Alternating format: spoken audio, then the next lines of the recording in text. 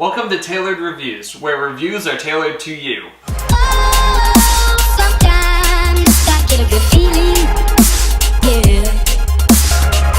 Get a feeling that I never had before. No, I get a good feeling, yeah. So this is the GoPro Hero 5 Black. It is a really great little versatile action sports camera. I really like the new finish that they put on it for the 5. The 3s were nice. The 4s also really nice. Same size as the 3. This is a tad bit bigger, but the best part is you really don't need a case on this. It is indestructible as itself.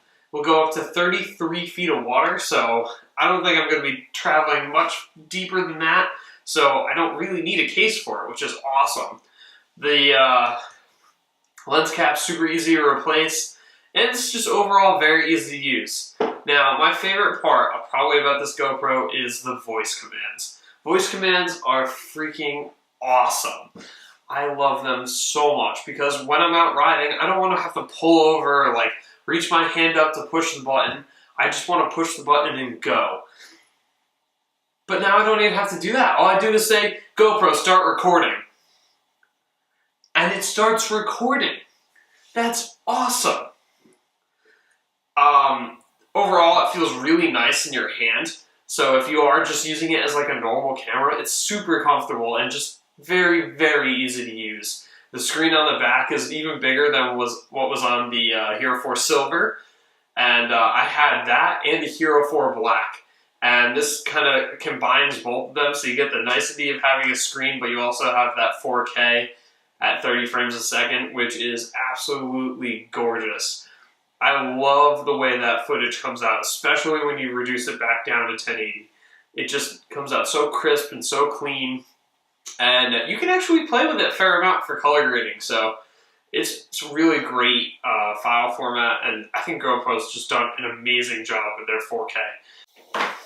Not really a huge fan of the software itself within the camera. It's decent. I was so used to the software in the Hero 4, in my Silver and my Black, that I don't know, when I came to this, I expected it to be the same, and it just wasn't. And that's okay. I've gotten used to it now, and I know how to use it, but it was just kind of challenging to make that switch, which is fine. That happens. I'm glad it happened. We needed some new software. Really did. But the actual software on the computer that GoPro gives you is decent. I really only use it when I'm editing, say, time lapses or something, because it's not the best editing software. I don't know if there's shortcuts, but I definitely don't know about them. I don't use the software enough to figure it out if I did have them. But their software is pretty decent. I use it just to format these time lapses because it's just easier. You just drop it in, it renders it, and boom, you're done. And then I just export that to Final Cut or whatever the hell I'm using, Premiere, Final Cut, it doesn't matter. Something I also really like is the microphones. Now, having stereo is awesome. Another thing that I don't like, though, about these mics is it has this kind of like self-leveling system where it's supposed to take out wind noise. Well, when you ride BMX or mountain bikes and you have a very loud hub, it just tends to cut out all of your sound. So definitely be aware of that. Drop it into stereo-only mode so it's not trying to be selective, because generally it doesn't work out very good and you just end up with clips with zero sound, and that sucks. Because when you edit with no sound, it is not a fun time. It's a great little camera. I love how durable it is. I throw it around. I ride BMX with it. So my main uses is I love putting it on the chest with the chest mount and just riding around. The stabilization is kind of cool, especially for the chest mount. It looks pretty good. Fact is that I could do it in post and do the exact same thing it's doing because it's not an optical stabilization, it's a digital stabilization. But it does look pretty good through the GoPro, so I tend to put that on and just put it in super view so it crops in about 10%. And it still looks really, really good. And the stabilization seems to be pretty decent. I don't mind it at all.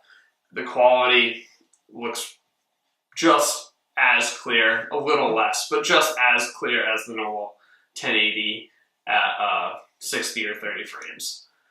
I love the slow-mo on this. 1080 at 120 and 240 frames a second at 720, which is pretty crazy. I mean, you can get some really slow shots. Just make sure whatever you're doing is extremely well lit, because when you're going that fast with your frame rates, it cuts out the light a ton. So you definitely want to make sure your area is well lit.